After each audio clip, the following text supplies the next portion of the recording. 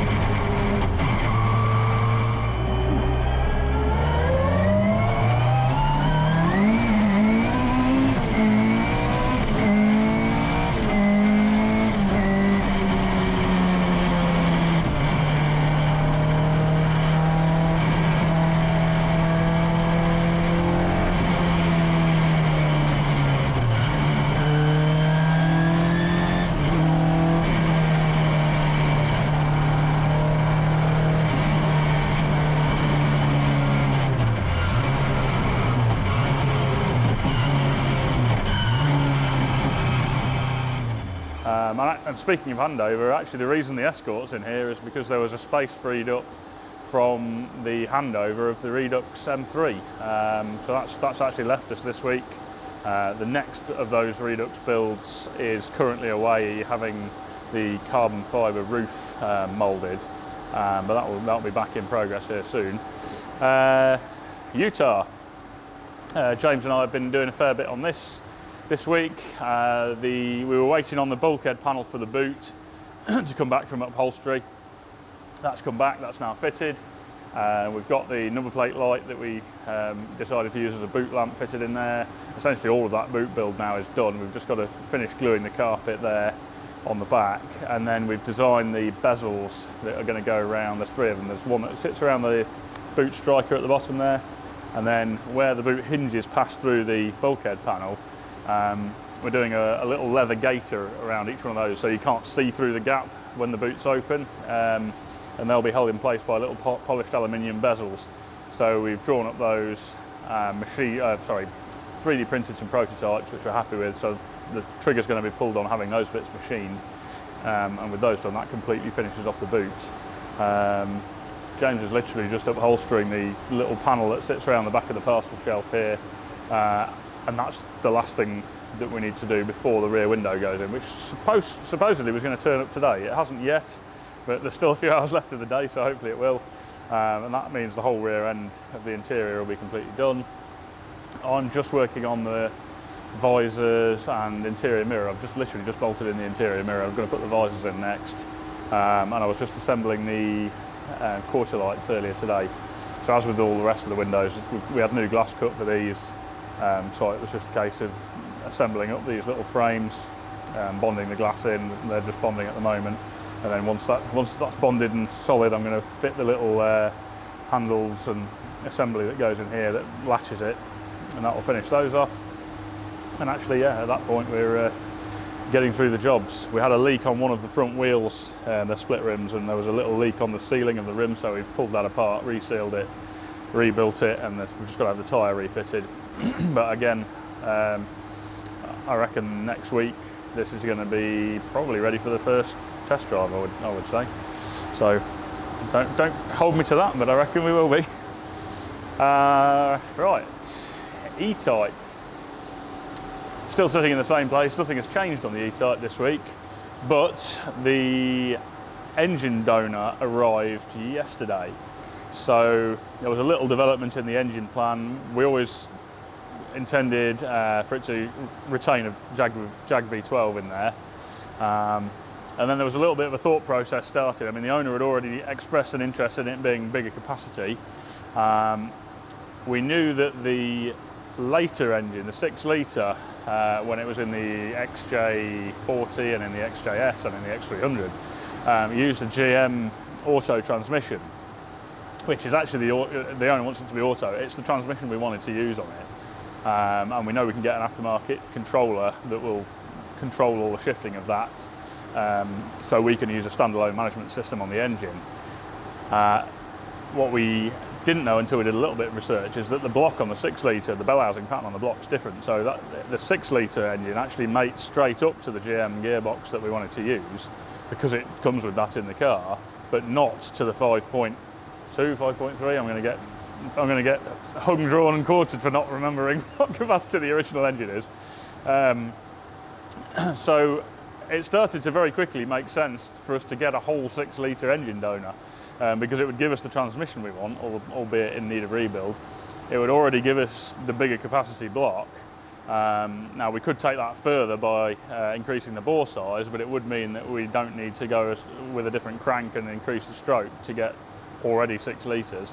And there are a few other minor things which are quite beneficial. It's already got cam covers that have cam sensors in, and the cams that have the trigger points for those in, which we'll need for running the standalone management system, because we're going to run sequential injection and sequential ignition on it. So loads of factors all stacked up to make us think actually we'd be better off just getting a 6 litre V12 Jag complete donor car. And then one cropped up for, must have been, I'm trying to think how much it cost now. It wasn't a lot, it was like £2 grand I think, or maybe a little bit more. So we thought that probably makes sense. So yesterday, Jag V12 was driven up outside, and given the required thrashing it required, because it had no exhaust system on it, so it sounded absolutely biblical, like somebody was firing up a Spitfire outside the workshop. That's now through the other side being disassembled. Hopefully the engine will be out of that tomorrow, and then that will go straight into this for the purposes of the mock-up build, just in its raw state as it is at the moment, and then be rebuilt later. Mark 1 Golf. This is one of the cars that's been lurking under the covers in the background. I think it has featured in some previous episodes. It's come back into the work mix now that we've lost another car that's gone on its way. And that coincided really well with the fact that Dean finished the upholstery of the front seats.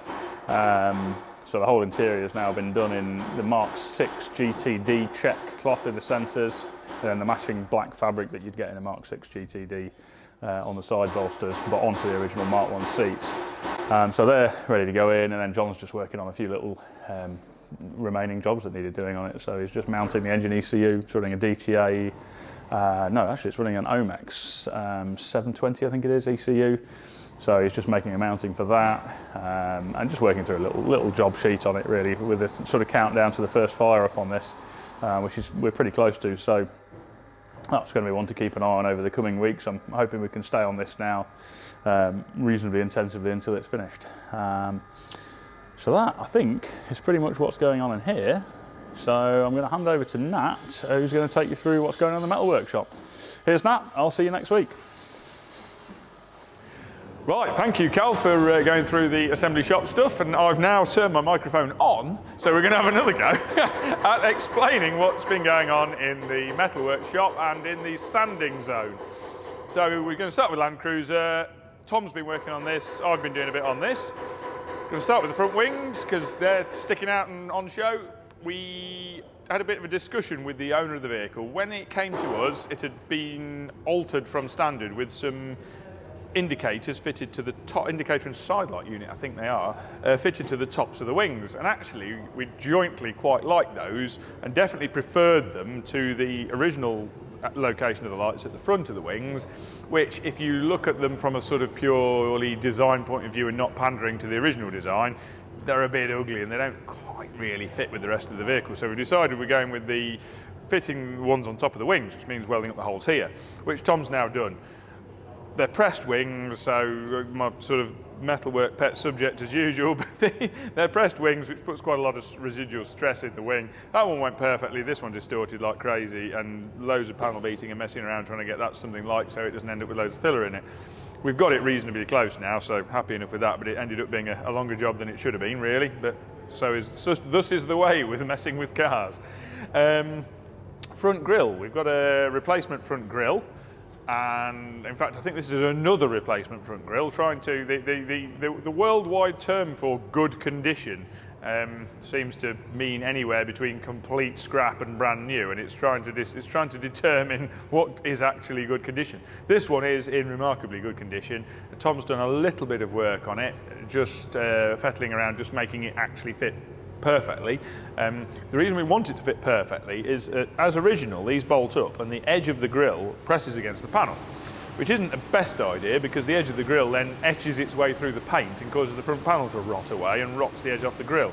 So we're going to fit these on spacers so that there's a very slight gap. The downside to that is it means that the edge of the grille has to be exactly right, exactly straight, and fit perfectly to the front panel, which it now does.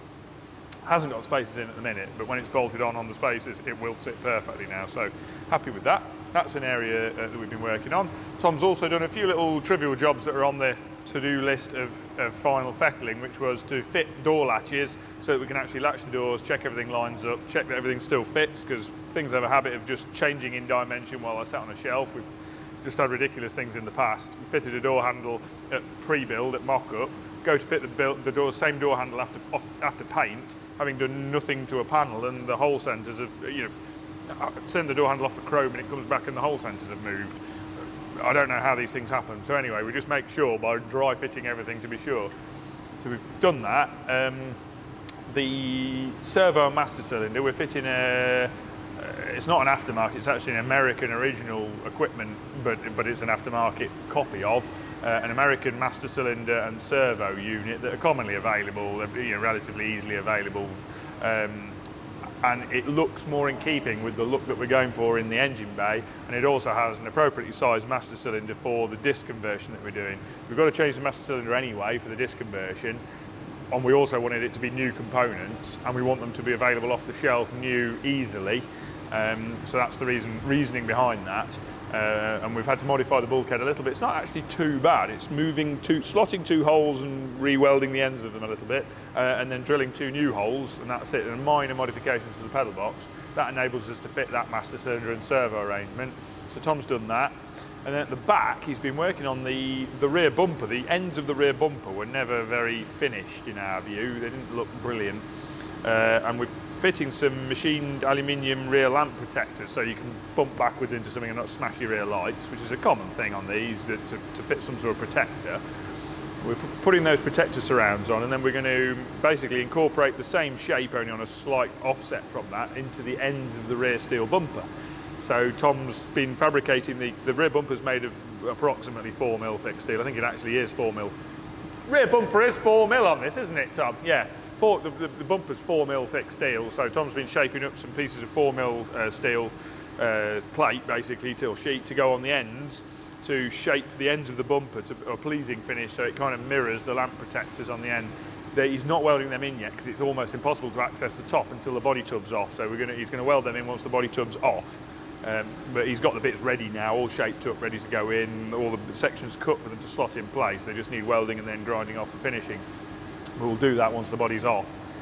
Adam and I have been going through quite a pile of parts, working out parts and things on this, and I've been doing a few things in the background, like working out how we're going to do the radiator assembly and the tanks, and come up with a design just in my head at the moment on how that structure's going to work. I've got that loosely planned in my head, so that's fine.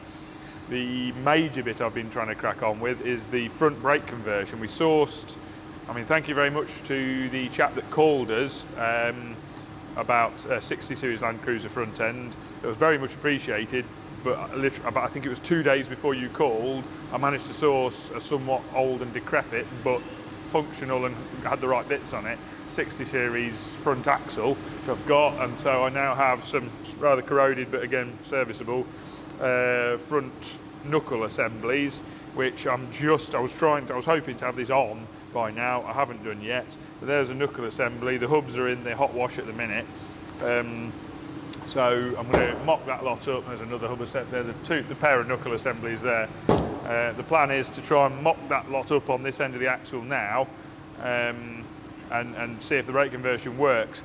I was stripping all that down yesterday, and that was possibly the smelliest axle I've ever broken open. It's absolutely minging, that 60 series axle. The smell coming out of that was something else, and I've dealt with some stinky gear oil in my time, but that was on another level. So yeah, that's all been stripped down. A few bits in there, they're the parts from the end of the existing 40 series axle. All the rest of the 60 series bits are in the hot wash. And they're more or less clean after about 3 cycles in there. They're getting somewhere near. They're still not quite ready, but they're somewhere near. So hopefully, very shortly, I'll be able to double check that everything works on the front how I hope it will. I was hoping to have that done ready for this video, but I've run out of time. So that's where we're at on Land Cruiser.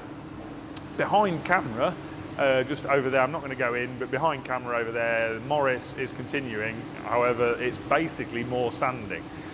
We've hit the point where we've done the extra coat polyester on the roof. There was a couple of undulations in the roof that we hadn't actually picked up previously. We thought the roof was generally pretty good, but we've actually discovered a couple of spots in the roof that needed a little bit more attention.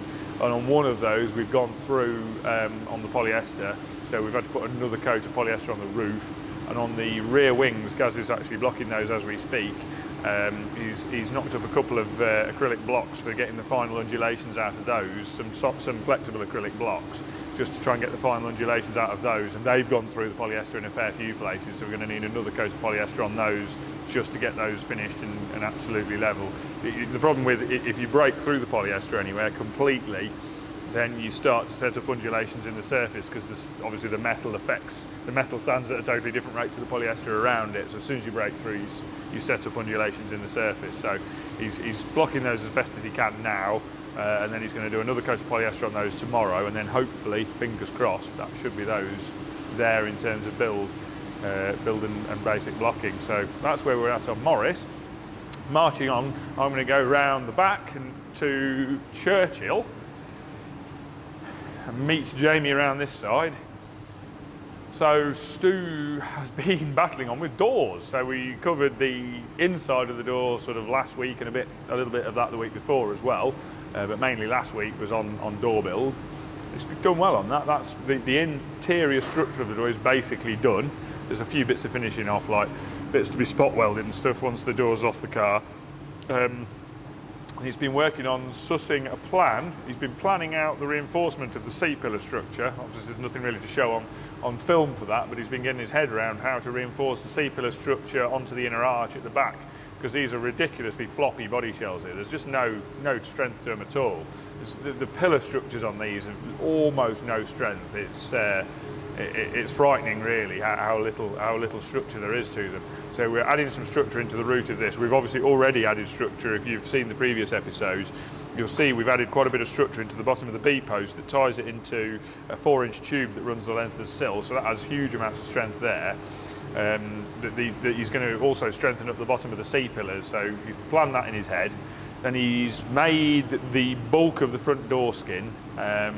There's a reason behind why that's not completely finished, and I've forgotten what that exact reason is. He's done the top part of the skin, which we've actually touched on our little the little episode we've done on our little autofocus episode. You'll be able to see as well in terms of the weld that was done along here. So Stu's, we've used the top off the original door, which has then been lengthened to the new door length, and then he's made a top section the new door skin. So those two are welded together there and planished up. There's a bit of final planishing to do on that, but that's just tapped up and blended at the minute. We'll do a final planish on it once it's welded to the rest. And then there's the remainder of the door skin, which will be welded onto there to take it all the way down to the full height of the door. Done as two, just because there's a bit more jeopardy in this section than there is in the main part of the door skin, so it's nicer to try and split the jeopardy bit away so that you can have a couple of, if you need a couple of goes to get that bit right, you're having it attached to a whole door skin at the time. So that's what's going on there. And then I think he's had the quarter panel on and the door skin on together just to double check the fit and make sure everything's right, make sure the lengths are right. It's it's a long old door to make sure as a percentage error, you don't need to be far off before your gaps go quite wildly wrong. And then these sections he's working on. That one's just in the early stages of wheeling. He's started to wheel that and get some shape into it, but not a huge amount. And then this side, he's got it probably 70% there. The main shape's in the C-pillar on this side. He's got that shape in, he's got the return in on the front and the gutter edge on there. He's got to put the return in into the window aperture there, and obviously it's going to be joggled. We're going to do a joggled step where it meets the roof, just so that we can lead. It's going to need leading there anyway. There's no point trying to do a butt joint there and make a beautiful job of that when we've got to lead that area anyway because of the joints in other sections around it. So we're going to joggle that one to give us somewhere to put the lead to get a nice fill on that. And then he's braced up the rear window aperture, because we've got to take the outer skins off the rear window aperture. We've got to take the outer skin off the top because that's going to be remade to blend to the roof. We've got to take the outer skin off the ends because that's being replaced by these two little sections.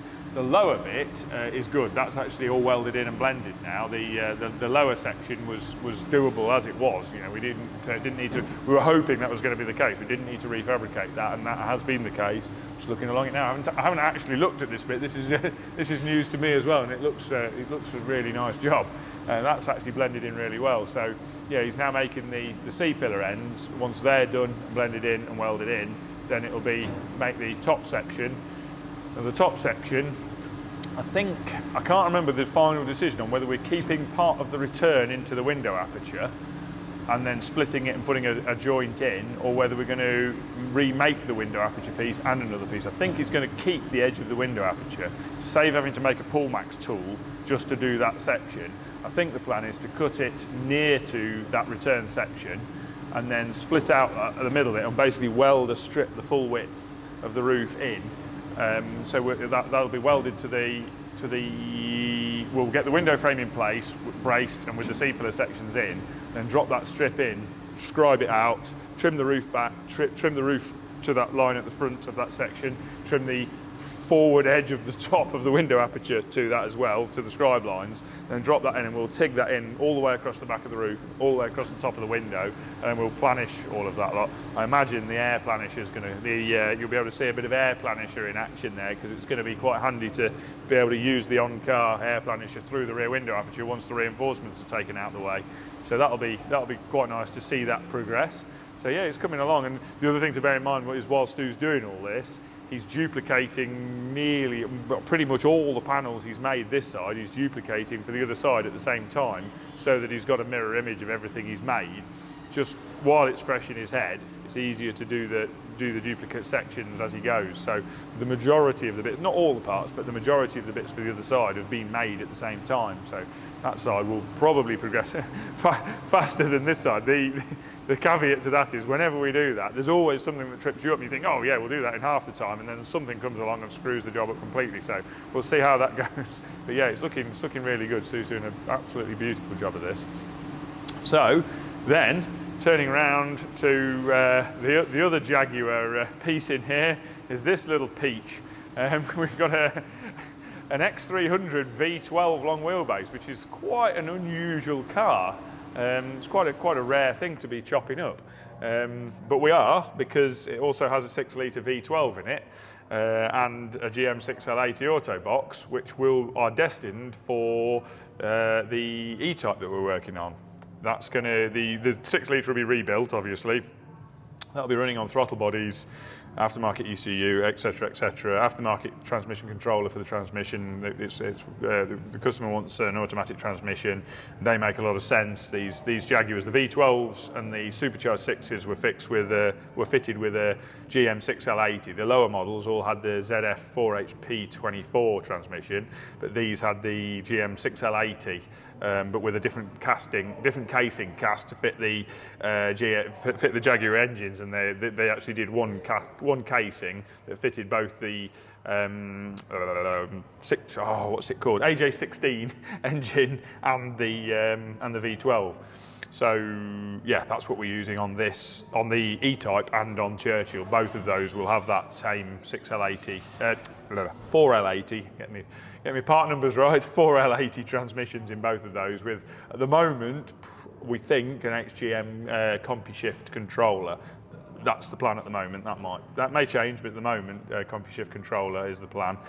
And the current plan, again, engine-wise, is that will be rebuilt with new pistons and liners, because it's probably going to need them anyways. We certainly won't be leaving it in its worn state. And at that point, it's kind of rude not to just enlarge where you can. So at the moment, it's looking like that will end up being a 6.8 litre when it gets into the E-Type. But the main thing at the moment is get this in, get this gone and out of here, so it's not taking up space in the workshop, and then get all the extraneous stuff off that, so that then we can pop that into the E-Type and start on, well, pop it near to the E-Type. In is a slight stretch of the term, because then we've got to start doing all the work on the 6-litre to make it fit in the E-Type, because there's a number of areas we've got to address on that before it'll actually go into the E-Type. So that's the next round of work on the 6-litre once that's out of this. So this will be gone by next week. You won't see this again. This will be out of here. So yeah, if anybody needs any X300 long wheelbase parts, I suppose get in touch, but I don't imagine there's a great demand for most of the parts on it. But yeah, quite a rare car they are. So right, I think we've pretty much covered everything in here. So until next week, have a good time, and yeah, we'll see you then.